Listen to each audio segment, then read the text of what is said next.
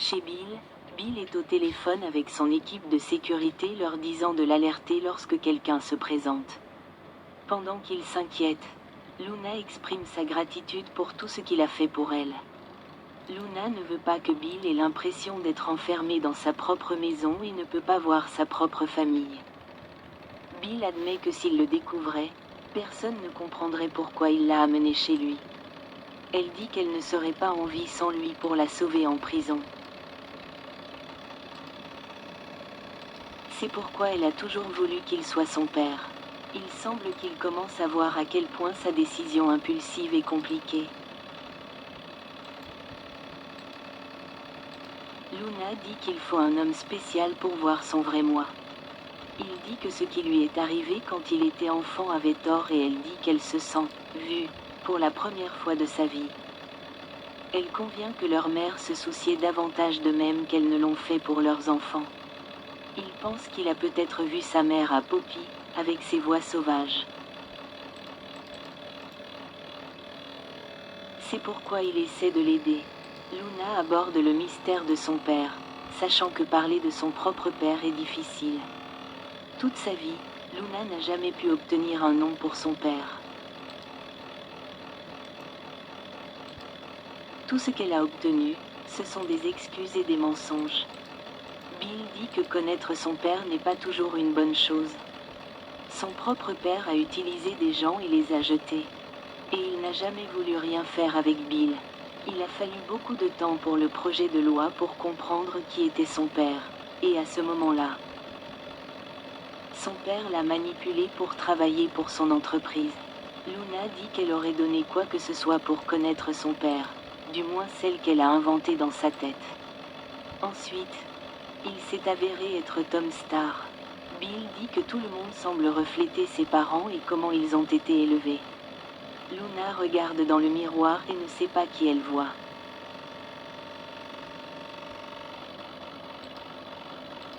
Elle sait qu'elle avait l'ambition de travailler chez Forrester Création, mais maintenant elle ne sait pas d'où vient l'ambition. Dans le bureau de Lee, où Lee affirme que le sang révélera la vérité. Jack et Poppy lui reprochent d'exagérer. Jack affirme qu'il ne s'est rien passé entre eux.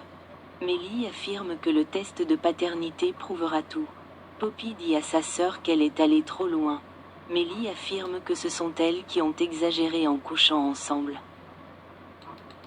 Lee se souvient de la nervosité de Poppy après l'annonce de sa grossesse, et de sa réaction défensive dès qu'on lui demandait l'identité du père de Luna. Jack veut quitter le bureau de Lee. Mais Lee dit qu'ils vont bientôt découvrir s'il a couché avec sa sœur. Lee dit que les résultats seront bientôt connus. Jack se demande pourquoi Lee se moque ainsi de sa sœur.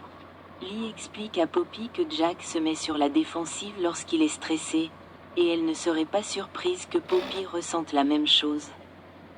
Elle se demande si Poppy essayait de protéger Jack toutes ces années, mais Poppy affirme que ce n'est pas vrai. Le minuteur sonne et Lee annonce qu'il est temps de découvrir si Luna est la fille de Jack. Mais lorsqu'elle regarde les résultats ADN, son visage change.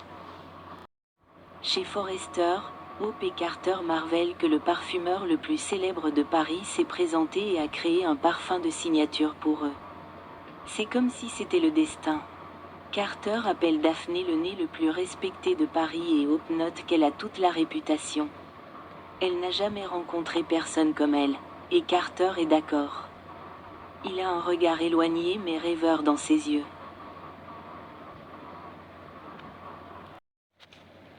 À la maison de la falaise, Steffi accueille Daphné Rose, prête à rencontrer Hope et Carter. Daphné porte son parfum Forrester signature pour conclure l'affaire. Daphné n'apprécie pas ce qui est arrivé à l'entreprise de Steffi, mais Steffi affirme qu'elle contribue déjà à la reconquérir.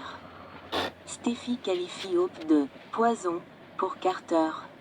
Donc le fait que Daphné l'aide à se débarrasser de Hope arrangera tout. Steffi remercie Daphné pour son aide. Elle promet qu'après avoir récupéré l'entreprise, il y aura une place pour Daphné.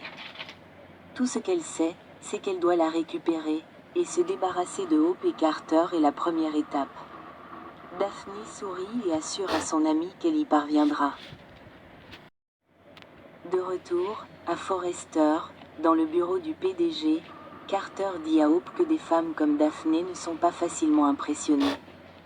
Et c'est pourquoi Hope dit qu'il doit être le seul à faire le terrain.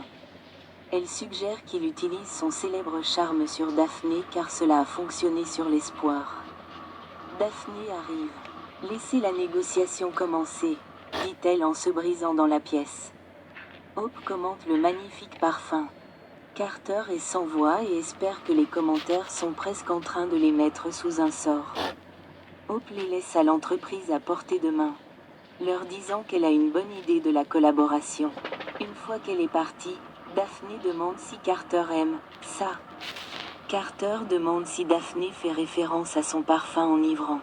Il dit qu'ils sont ravis de la voir là-bas et qu'ils veulent lui donner une plateforme pour présenter son incroyable talent. Elle demande s'il cherche « incroyable » et il est sans voix. Steffi arrive au bureau d'études et regarde autour d'elle. Elle pose son carton d'affaires sur le bureau et voit une photo de son père et de son grand-père. Alors qu'elle déballe ses affaires, Hope entre et la voit. Steffi dit qu'elle utilise simplement le bureau en attendant d'en avoir un. Hope dit que Carter a une réunion importante avec Daphné Rose. Steffi fait semblant d'être étonnée par la nouvelle.